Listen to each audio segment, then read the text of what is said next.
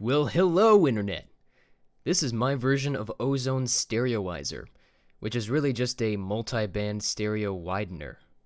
Ozone costs big money, and my wallet would break my fingers if I tried to grab $250 out of it. Shut your wallet! My plugin specifically uses FL Studio's Patcher. If you don't have Patcher, if you don't have Fruity Formula Controller, and if you don't have Maximus and Ozone Imager, well, this tutorial isn't for you. Just kidding. You can go and get all those things, and yeah, spend your time doing that.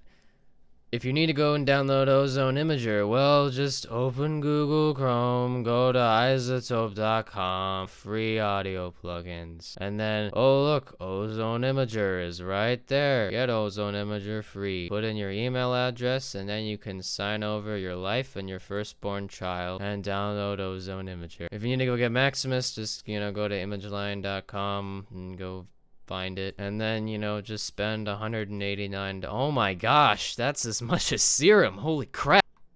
So now let's get down to business. This multi-band stereo widener features 4 bands, obviously, with adjustable cutoffs and widths. Technically these should be called crossovers, but I'm lazy and I'd have to make the whole plugin wide. You know what, never mind. And it's got these cool solo buttons, which were a massive pain in the butt to put in there. So I got 3 patterns, and I'm just gonna play them for you and mess with some of the settings, and just listen.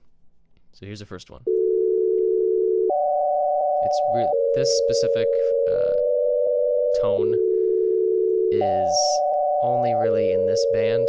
I'll show you with span real quick. It's really only in here. So if I solo these other bands, nothing's gonna happen. But with this band,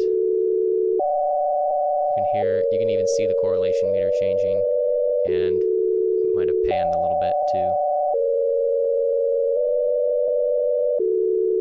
Pretty cool. So that's the first one. Here's the second one.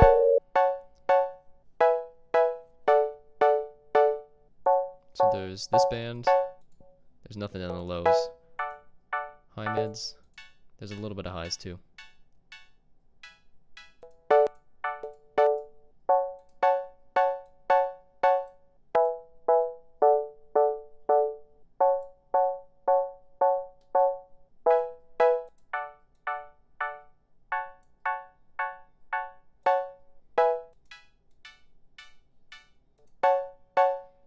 Now you want to hear that in tandem together, the difference that makes.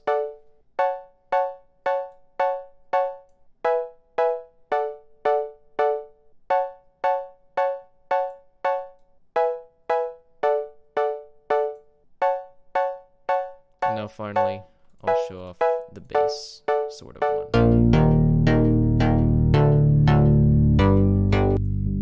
Got some sub area here. Low mids. High mids. High. You don't want to do this. You probably don't want to do that. Just so you know. So just, put that in mono.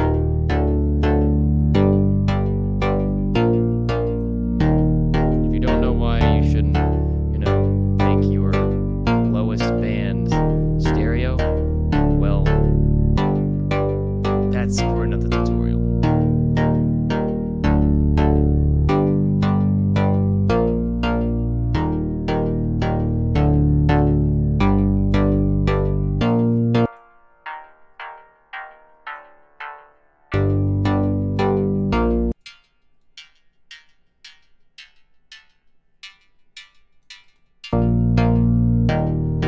Obviously, you don't want to use these sorts of extreme values that I'm using, but I just want you to hear the difference.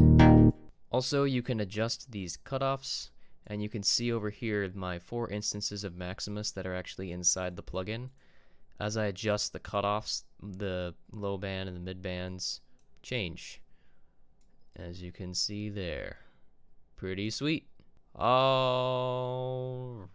Thanks for watching. Now let's insert the stupid long outro here. Oh, here it comes. Ah.